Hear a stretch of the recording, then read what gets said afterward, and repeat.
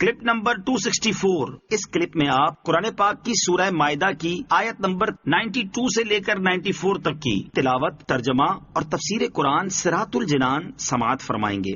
بسم اللہ الرحمن الرحیم۔ ترجمہ: اللہ کے نام سے شروع جو نہایت مہربان رحمت والا ہے۔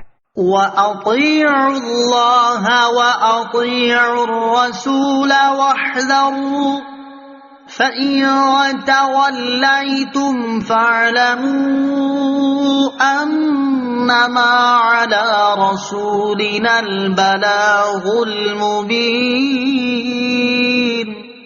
ترجمہ: اور اللہ کا حکم مانو اور رسول کا حکم مانو اور ہوشیار رہو، پھر اگر تم پھر جاؤ تو جان لو کہ ہمارے رسول پر تو صرف واضح طور پر تبلیغ فرما دینا لازم ہے۔ وَأَطِيعُوا اللَّهَ وَأَطِيعُوا الرَّسُولَ، اور اللہ کا حکم مانو اور رسول کا حکم مانو، یعنی اللہ تعالیٰ اور اس کے حبیب صلی اللہ تعالیٰ علیہ وسلم نے جس کام کا تمہیں حکم دیا اور جس کام سے منع کیا اس میں ان کا حکم مانو، اور احکامات اور ممنوعات میں اللہ تعالیٰ اور اس کے حبیب صلی اللہ تعالیٰ علیہ وسلم کی مخالفت کرنے سے ڈرو۔ پھر اگر تم اس سے منہ موڑ لو جس کا تمہیں حکم دیا گیا اور جس سے منع کیا گیا، تو جان لو کہ اس سے ہمارے حبیب صلی اللہ تعالیٰ علیہ وسلم کا کوئی نقصان نہیں، کیونکہ ہمارے رسول صلی اللہ تعالیٰ علیہ وسلم پر تو صرف واضح طور پر تبلیغ فرما دینا لازم ہے، بلکہ اس میں تمہارا اپنا نقصان ہے کہ تم اپنے اعراض کی وجہ سے اللہ تعالیٰ کی ناراضی اور اس کے عذاب کے مستحق ٹھہرو گے۔ لَيْسَ عَلَى الَّذِينَ آمَنُوا وَعَمِلُوا الصَّالِحَاتِ جُنَاحٌ فِيمَا طَعِمُوا إِذَا مَا اتَّقَوا وَآمَنُوا وَعَمِلُوا الصَّالِحَاتِ ثُمَّ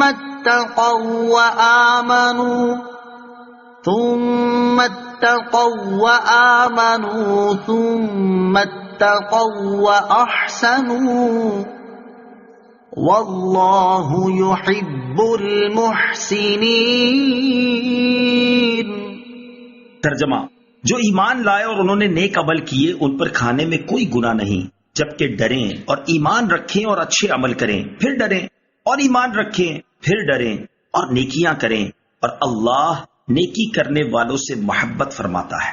لیس علی الذین آمنوا وعملوا الصالحات جناح، جو ایمان لائے اور انہوں نے نیک عمل کیے ان پر کوئی گناہ نہیں۔ یہ آیت مبارکہ ان صحابہ کرام رضی اللہ تعالیٰ عنہم کے حق میں نازل ہوئی جو شراب حرام کیے جانے سے پہلے وفات پا چکے تھے، اور چونکہ شراب حرام نہ تھی تو وہ پی لیا کرتے تھے۔ جب ان کے بعد شراب کی حرمت کا حکم نازل ہوا تو صحابہ کرام رضی اللہ تعالیٰ عنہم کو ان کی فکر ہوئی کہ ان سے شراب کے متعلق پوچھ گچھ ہوگی یا نہیں۔ نیز جو صحابہ کرام رضی اللہ تعالیٰ عنہم دیگر شہروں میں موجود ہیں اور انہیں اس بات کا علم ابھی نہیں ہوا کہ اللہ تعالیٰ نے شراب حرام قرار دے دی ہے، اگر وہ اس لا علمی کے کچھ عرصے میں شراب پی لیں تو ان کے بارے میں کیا حکم ہے؟ ان کے حق میں یہ آیت نازل ہوئی اور بتایا گیا کہ حرمت کا حکم نازل ہونے سے پہلے جن نیک ایمانداروں نے کچھ کھایا پیا وہ گناہگار نہیں، اسی طرح جنہیں حرمت کا حکم نازل ہو جانے کا علم نہیں ان پر بھی حکم کی معلومات ہونے سے پہلے شراب پی لینے کی صورت میں کچھ گناہ نہیں۔ اس آیت مبارکہ میں لفظ اتقوا جس کے معنی ڈرنے اور پرہیز کرنے کے ہیں 3 مرتبہ آیا ہے۔ پہلے سے مراد شرک سے بچنا، دوسرے سے مراد تمام حرام کاموں اور گناہوں سے بچنا، اور تیسرے سے مراد شبہات کا ترک کر دینا ہے۔ بعض مفسرین نے فرمایا کہ پہلے سے مراد تمام حرام چیزوں سے بچنا، اور دوسرے سے اس پر قائم رہنا، اور تیسرے سے مراد وحی کے نازل ہونے کے زمانے میں یا اس کے بعد جو چیزیں منع کی جائیں ان کو چھوڑ دینا ہے۔ بعض مفسرین نے یہ معنی بیان کیا کہ پہلے بھی گناہوں سے بچتے رہے ہو اور اب بھی بچتے رہیں اور آئندہ بھی بچتے رہیں۔ یا ایھا الذین آمنوا لیبلونکم اللہ بشیء من الصید تنالہ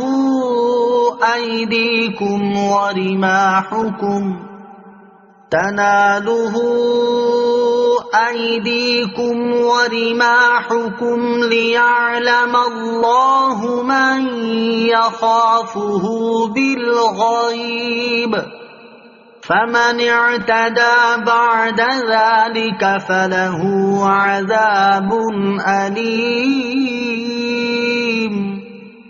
ترجمہ: اے ایمان والو، ضرور اللہ ان شکاروں کے ذریعے جن تک تمہارے ہاتھ اور نیزے پہنچ سکیں گے تمہارا امتحان کرے گا، تاکہ اللہ ان لوگوں کی پہچان کرا دے جو اس سے بن دیکھے ڈرتے ہیں. پھر اس ممانعت کے بعد جو حد سے بڑھے تو اس کے لیے دردناک عذاب ہے. لَيَبْلُوَنَّكُمُ اللَّهُ، ضرور اللہ تمہیں آزمائے گا.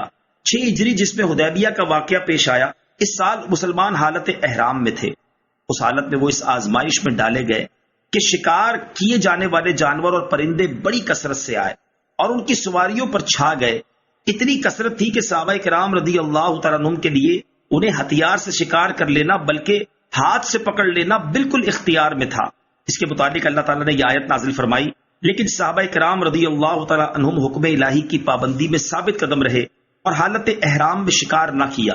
اس سے صحابہ کرام کی عظمت بھی ظاہر ہوئی اور یہ بھی معلوم ہوا کہ کسی گناہ کے اسباب و مواقع جس قدر کثرت سے موجود ہوں ان سے بچنے میں اتنا ہی زیادہ ثواب ہے.